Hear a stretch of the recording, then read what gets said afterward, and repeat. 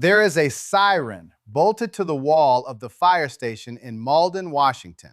And until Saturday afternoon, most people in that town had never heard it go off for real. It is not an old siren. Malden put it in after the last fire because the last fire did not give anybody any warning at all. It does one job. It sounds, and it tells you your evacuation level. At about 4 o'clock on Saturday afternoon, the 8th of August, it went off, and it said, Level 3, go now, not part of town, all of it. You need to know what that means in Malden specifically. 6 years ago, on Labor Day of 2020, a wind-driven fire came over the hill north of that town. One man who was home that day described the gap between the first smell of smoke and flames working through the houses on his street as about 45 minutes. When it was over, roughly 80% of the buildings in Malden and neighboring Pine City were gone. City Hall, the library, the post office, the food bank, the fire station itself burned down.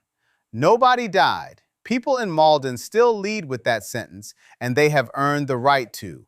There were about 200 people living there before that afternoon.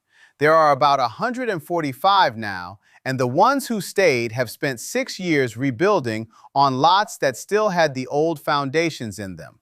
On Saturday, the fire came back. This time, the town held. Here is why: because it was not luck, and because it transfers to wherever you are watching this from. I'm Walter. No sponsors on this channel, no brand deals, no gear links. Nobody pays me to tell you any of this, and that is the entire point. 2 fires started in Whitman County on Saturday within a few hours of each other, and between them they have burned around 2,179 acres. Call it 3.5 square miles. The Babb Road Fire came up near John Ty Road in the Rosalia area and ran toward Malden and Pine City, the same 2 towns. The Palouse River Fire started in the canyon along the South Fork outside Colfax, about an hour south of Spokane. On both fires, the sheriff's office and the incident team described the location differently, and the sources split on when the Palouse River Fire even started. Cause on both is undetermined, and I am not going to guess. Here is why they moved the way they did. The Palouse does not burn like timber country. What is out there right now is standing wheat, cut stubble, cured grass, and brush, and it is the second week of August, the middle of harvest. Oregon State Extension has done the arithmetic on that fuel. Get a fire into cheatgrass, and you have 8-foot flames traveling 4.5 miles an hour. That is a jogging pace through a fuel bed with nothing in it to slow anything down. Add steep hills and canyons where slope preheats the fuel above the flame, and past about 4 feet of flame, the hand tools stop working and start getting people hurt. Saturday carried a red flag warning across eastern Washington. Winds 10 to 20 miles an hour, gusting to 30, 16 to 32, gusting near 48 kilometers an hour, with humidity in the single digits to the low 20s. On paper, not frightening numbers. In cured wheat in August, plenty. Now, what actually stopped these? Because that matters more than any acreage figure. At 7 o'clock Saturday evening, Washington State Patrol Chief John Batiste authorized state mobilization for the Palouse River Fire at the request of Whitman County Fire District 11 Chief Craig Corbio. Same step on Wells Road. State mobilization is the machinery that saves small towns. The local district has run out of what it can bring, so the state picks up the cost, and crews from elsewhere come relieve volunteers who have already been standing in it for hours.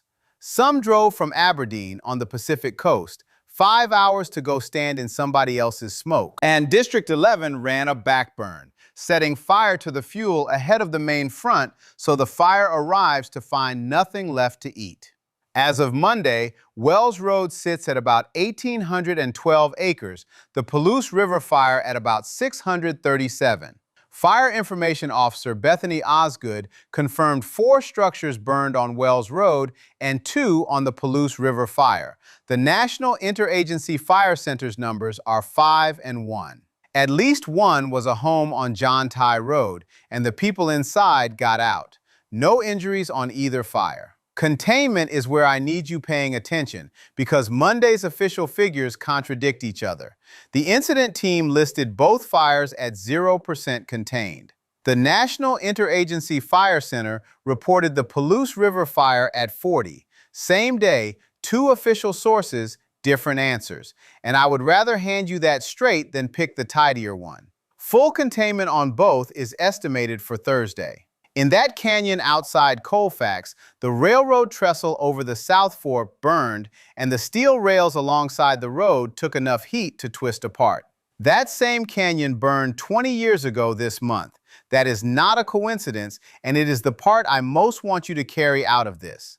Bethany Osgood said the fuels around Malden are difficult precisely because the 2020 burn scar left partially burned material behind.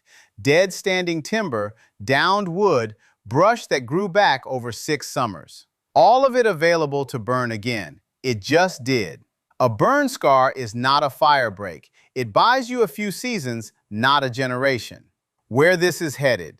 The National Weather Service in Spokane has elevated fire weather running through the first part of this week with breezy westerly winds over the open wheat country of the Palouse gusting 15 to 20 miles an hour. Evening humidity into the 30 to 45% range is the one thing holding that at elevated rather than critical. The day I would circle is Wednesday. An upper trough digs into the northwest, and the Weather Service carries a 10 to 40% chance of showers and thunderstorms across northern Washington and North Idaho. That is model output, not a promise. What matters is underneath those storms. Any cell that gets going can drop a slug of cool air, slam it into the ground, and fan it out sideways as erratic wind, 20 to 30 miles an hour, in a direction no map will give you in advance. Spokane's own discussion flags that as a concern for firefighters. Open containment line and sudden outflow do not mix. So here is what you do with it. Learn Washington's evacuation levels now while nothing is happening. Level 1 is get ready, be aware, start packing. Level 2 is get set, and if you have livestock, mobility limits, or anybody in the house who needs extra time, Level 2 is your Level 3. Level 3 is go now, not soon, now.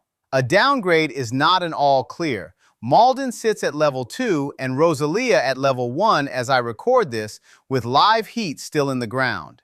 And roads are the piece people forget. On Chicken Ranch Road outside Colfax, trees weakened by the fire came down and blocked cars from getting north. Your way out can close behind you while you are still deciding whether to use it. One more thing, honestly. During Saturday's Level 3, some people in Malden stayed. I understand exactly why. They lost homes in 2020, they had hoses running, and the wind was pushing away from town. It worked out. In 2020, it would not have. That day, people got out with seconds to spare.